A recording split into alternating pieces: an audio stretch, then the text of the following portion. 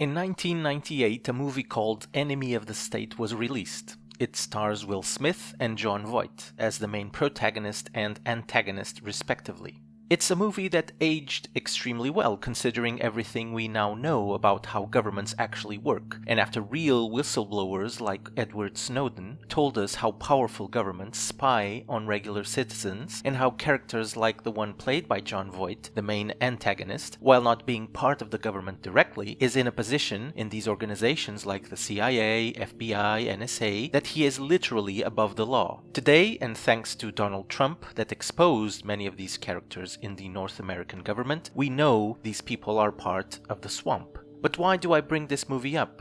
First of all, because it's an excellent movie, and you should watch it if you haven't already. And second, because Jon Voight's character says something that is pivotal for the subject matter of today's video. So let's watch.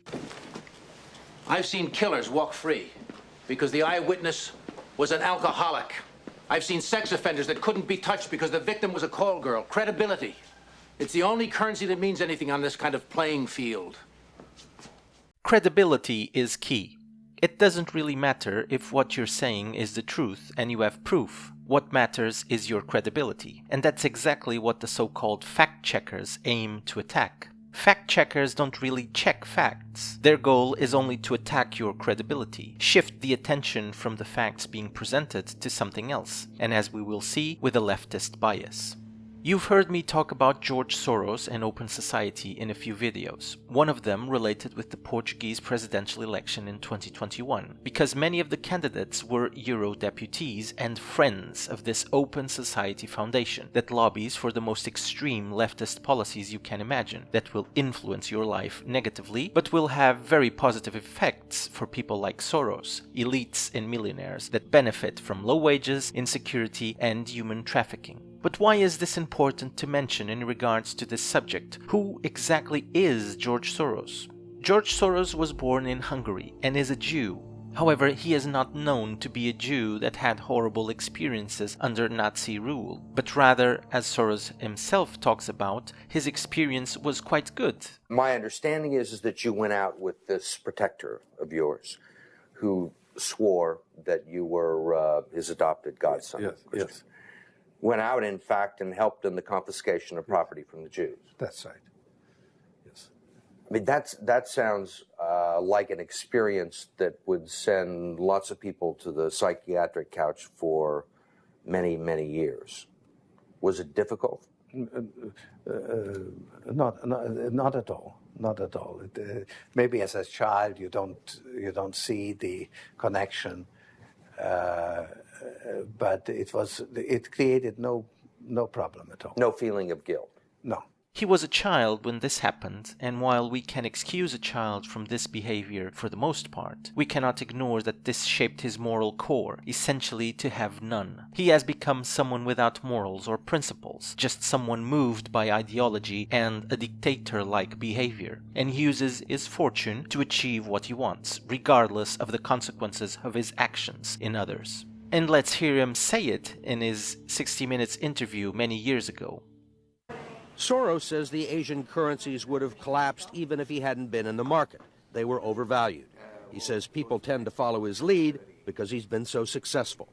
I think that I've been blamed for everything. I am basically there to make money. I cannot and do not look at the social consequences of what I do. George Soros said this after crashing several markets and sending some countries into a depression, causing many problems in each of them.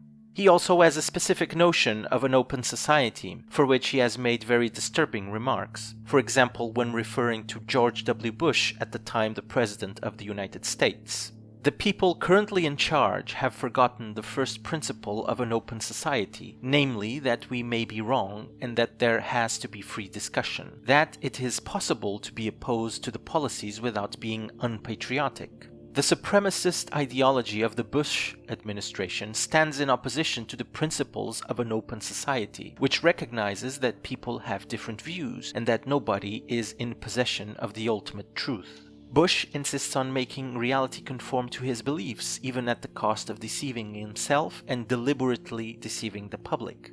So these three remarks are quite interesting because that's exactly what Soros himself does. He uses his fortune to shape reality into what he believes in. Also note that to him, if his beliefs are not being defended by the United States presidency, that's wrong, and there has to be a free discussion. However, he doesn't really care about the discussion with those that don't agree with him, which is again the position of a dictator, my way or the highway, and Soros has enough money to force his way on everyone else. His notion of open society is also very much connected to the idea of a world government, which the European Union is a step towards, as it destroys individual countries and takes away their sovereignty. In fact, Soros clearly said it in his own book. The member states of the EU have gone quite far in surrendering their sovereignty. The future of the EU will show how far it is possible to go along that avenue. And this is why Soros lobbies so much in the European Union. He wants individual countries destroyed, stripped of their sovereignty and subject to the laws made by this world government that people like him will control.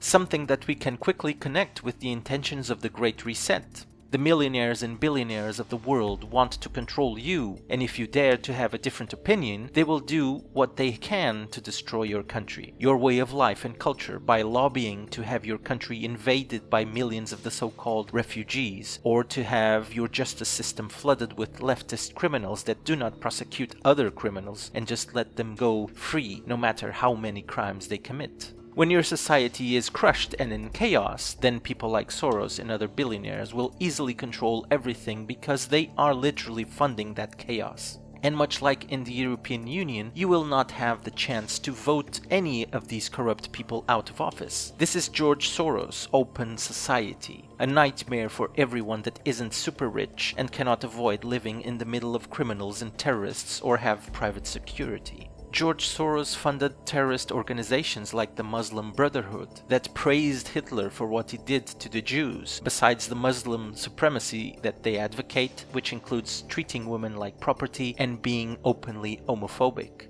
George Soros and his organizations also fund domestic terrorist groups like Antifa and Black Lives Matter directly. These are the groups that will create the chaos in your country and make your life even worse than before, either by destroying your property, beating you, or even killing you. Soros and his organizations also make sure that these criminals and terrorists get no jail time.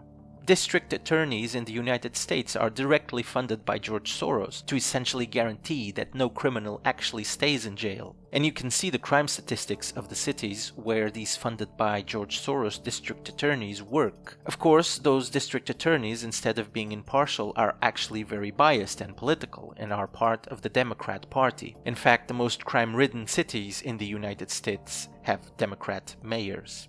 George Soros also lobbies in the European Union and North American government for open border policies, for which all left-leaning politicians vote for, like Ana Gomes, João Ferreira and Marisa Matias did in the European Parliament. These were all presidential candidates for the Portuguese presidential election in 2021.